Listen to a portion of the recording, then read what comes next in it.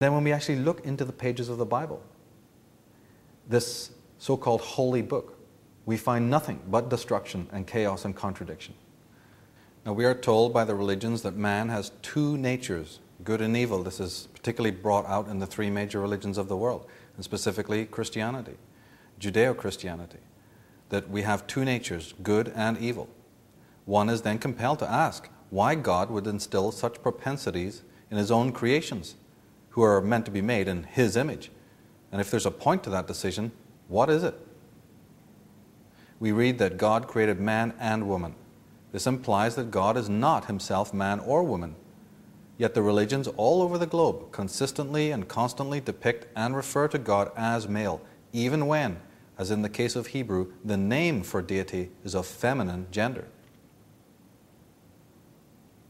And why would God create something born in His image and then deny Him some aspect of knowledge and then banish Him from paradise once it has been received? Why does God condemn His creations for something that was not a conscious transgression? And we are told that man was not originally evil. You see, when we ask these questions of the clerics, then they come back and say, well, man was not originally evil. He became that way after the disobedience of Eve in the garden, or that they both became so after falling under the influence of the evil one, Satan. But then why would God allow His newly created beings to be in the proximity of such a being? One can also ask, who created the serpent, and why the tests on those who must already be innocent in nature? Were there not other more reliable angels descend? In the case of Job, why the test on someone that the omnipotent God must know is innocent? And again, why send Satan to do the testing, a being that himself cannot be trusted? Nowhere in the Genesis account, says Lawrence Gardner, is there any mention, direct or indirect, of Satan's involvement, and yet it has become common practice for the church to portray the serpent as an emissary of Satan, or even as Satan himself. Well, that's a heavy piece of information. One cannot also conceive, I write here, of the reason for the existence of any being like Satan that has no good in him at all. Surely God could only know evil if He had already brought evil into the world. What are we to think of the implication that evil was in the world even before man or woman were created? Well, if we're thinking creatures at all, we would have a lot to say about it. And if Satan could even have the ability to aspire towards supreme Godhead, and there are hierarchies of angels, etc., then perhaps God can indeed be rivaled and perhaps even surpassed. What are we to make of that? Now, in the book of Isaiah, God is quoted as saying, I create evil, while in Amos it is asked, shall there be evil in the city, and the Lord hath not done it? So we're hearing here that evil is actually created by God, who can actually Himself act in evil ways if He so chooses. And what about the character of Jesus? We have contradictions and ambivalence there as well, because He turns over tables, He rebukes His mother, He talks about bringing a sword rather than peace. And in Luke He states, but those mine enemies, which would not that I reign over them, bring them hither and slay before me. Well, this is the Bible. This is the holy books. They're telling us, thou shalt not kill. But then we find that in Exodus 32, thus saith the Lord of Israel, put every man his sword by his side, and go in and out from gate to gate throughout the camp, and slay every man his brother, and every man his companion, and every man his neighbor. And one only has to browse through the book of Deuteronomy to see that it is a testament of absolute annihilation and slaughter.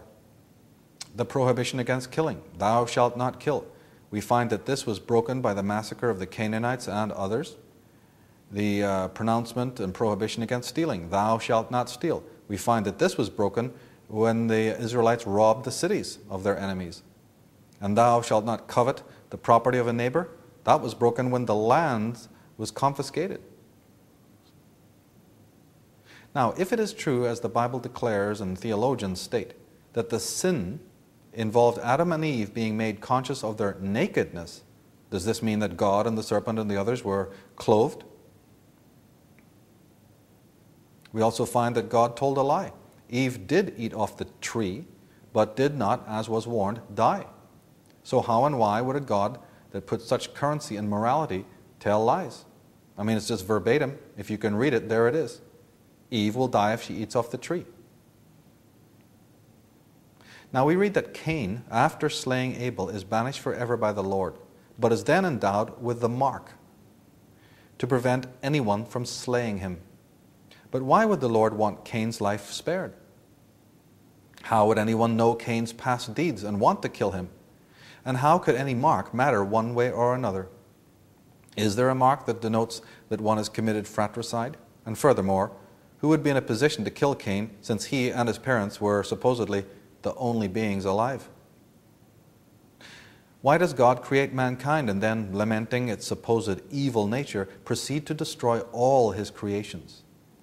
And if indeed God wished to annihilate all that he had created, why do it so as to cause so much pain and fear, as we read in the Scriptures? We read that when Moses encounters Jehovah at the burning bush, God tells his prophet to be that he is the God of thy fathers. This is very important. God tells Moses, I am the God of thy fathers. But how can this be? Moreover, why does Moses ask to know God's name if the chosen people would already know it? Among the many commandments that were levied by Jehovah was one categorically forbidding magical practices by any of the chosen. Why in this case were Moses and Aaron doing the rod and snake trick, so to speak, when in front of Pharaoh and his priests? Where do the exceptions begin and end?